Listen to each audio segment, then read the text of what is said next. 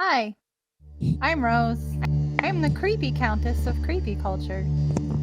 I do things on creepy culture. I DJ, I tell stories, I act spooky. Hi, I'm AimeeDarke. I am the VR events coordinator for Creepy Culture. I'm also DJ Dark on Twitch. I am a goth industrial transgender DJ and a music promoter. And I love all things creepy, dark, goth, industrial, and I like to have wonderful chaotic shenanigans in VRChat. And I am Alexis Morningstar. I'm one of the DJs on Creepy Culture. We just want to give you a little introductory kind of course on how you can join in VR and have all of the fun and join in all of the VR events that we are putting on and a lot of others in the community are also starting to put on.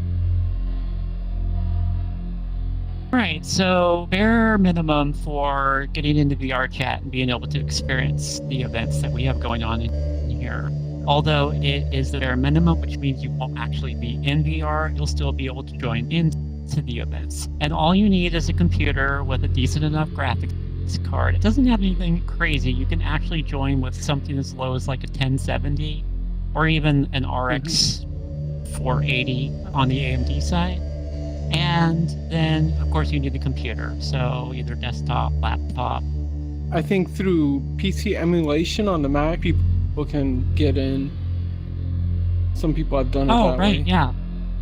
So probably through boot camp, you would be able to do that. You wouldn't be able to get in to VR, but you would at least be able to join us. So for me, I am using the Quest 2 on a PC link. And it's plugged directly into my Omen laptop. And I downloaded VRChat on my PC. And that is how I get into VR. And you don't even have to buy like the most expensive PC link USB cable. You do not need the official Quest $80 one. That is a scam. So my setup is Quest 2 PC link with a Syntec USB-C to A because my motherboard doesn't have USB-C. So if you don't have USB-C, you can just get a USB-C to A cord. And for aftermarket cords, if you want to save a lot of money, because Oculus charges $80 for a simple, what amounts to a large phone cord, is you need a bare minimum of 5 gigabytes a second data transfer listed on the product. Preferably 10, but 5 is fine for streaming. Pretty much anyone who uses a Quest 2 will tell you the stock strap is garbage. Yeah, the headset is super top heavy. It hurts like absolute hell, and you might get 30 minutes in before you're ready to throw it in the trash. Don't. It's an amazing headset when it's connected to a PC, and even standalone is wonderful. All you need to do is look for an aftermarket head strap that's called a halo strap. So a halo strap is something that basically goes around the head, cradles the back of the skull, as well as the top and the front, and it's a counterweight that really reduces the weight evenly between both sides so that it sits more comfortably on base. One of the most reputable bands out there for aftermarket is VR Lens and VR Cover. I have the VR Cover facial interface. I have hand straps so that if anyone's ever seen a Vive or an Index controller, how they have the halo design that fits over your hands, the Oculus doesn't. It's just an open ring.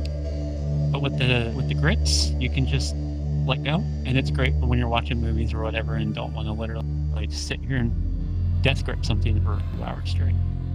Do not even bother with the grips as they come because you will want to throw them out the window.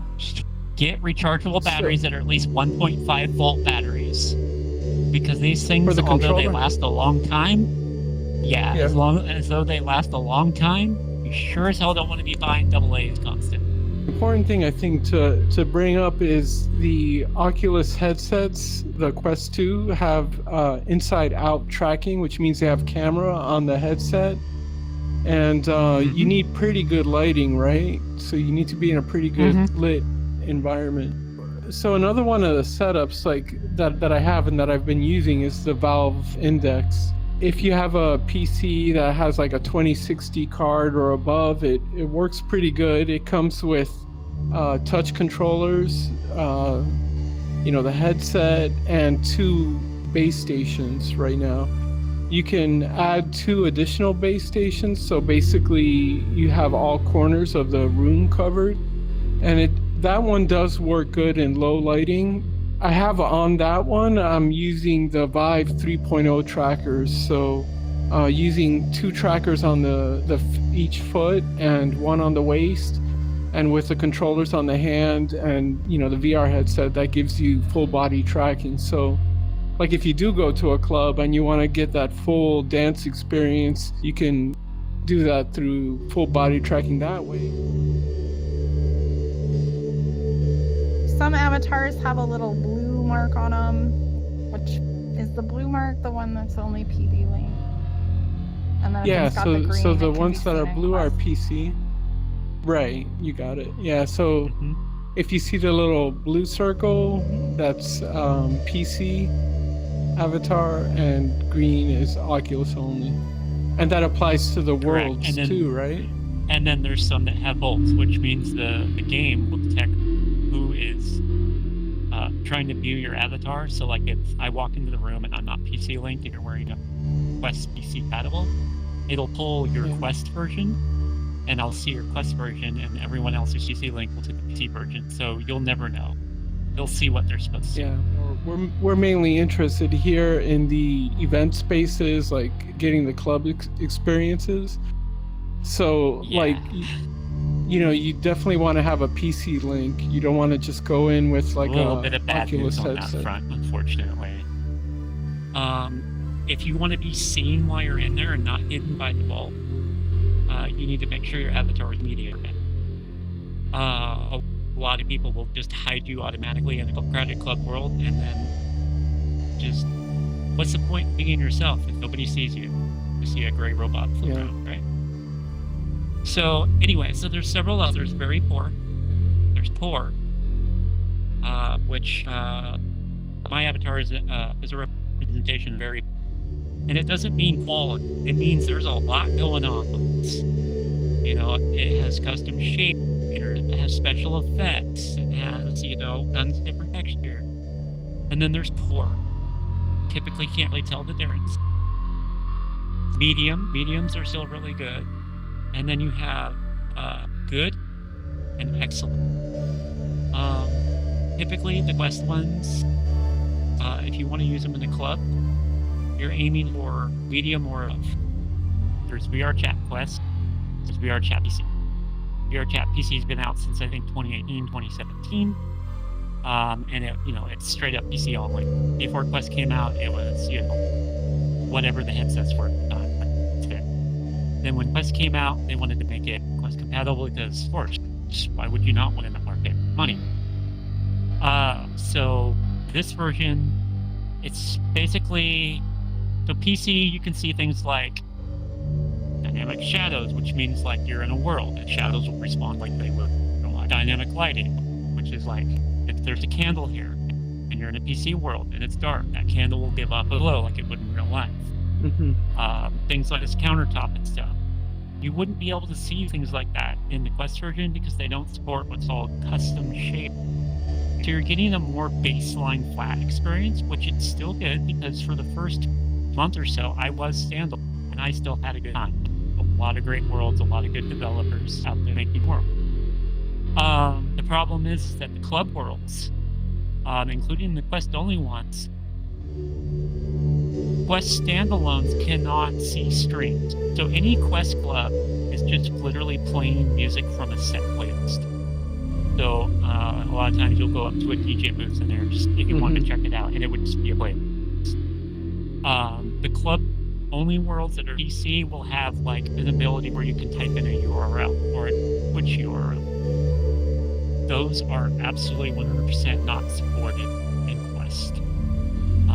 And there's only a couple known worlds where they actually do work, but they are very glitchy, and it's a hacked way to do it. Just remember, if you're going into a club world, lower your graphics settings, turn off nameplates, have an optimized avatar, Be a good person like that. Don't come in wearing your giant room-scale flashing RGB nightmare. There's a trust system that was put into VRChat. It's basically a vetting system, and it works like the longer you're in here, the more you do, the more cool you are, as in you're not breaking rules, being a jerk, like you're not being muted or blocked. The higher your rank goes. You can also speed up the process by building worlds or creating avatars. And you start out as a visitor, and basically, the higher you go, the more parts of your avatar. Sadly, most people have visitors turned off, so all they see is a robot or an icon that's in all and voices off. And honestly, I used to be that way. It really does ruin the experience for new people who aren't trying to be trolls. And trust ranks allow you to set what you can see and what you don't. And honestly, if you come in here as a new user and you're not seeing a bunch of people or they're not interacting with you, it's most likely that they just have you as a visitor rank turned off. Keep interacting and having fun exploring on your own. You will find your crew, you will fit in, I promise. One of the benefits about VR is that you can be absolutely anything that you want. You don't have to get dressed up, you don't have to put on makeup, you don't have to like wear all your wonderful clothes. That you could just go on in your PJs and be this fantastical creature that you've selected that is a representation of yourself. And you can have your imagination, and there are places and people that do custom avatars. I mean, Aimee is a white rabbit right now. And there's a lot of options, and you can have fun and be silly and tap into that like inner child again. The tattoos on this thing are amazing. They glow, and they can actually be color. I never noticed this bat. That is so cool. That's one of the other cool things is the expressions and custom expressions and like the glow effects you can do. Oh, what? The eyes are glowing on this bat.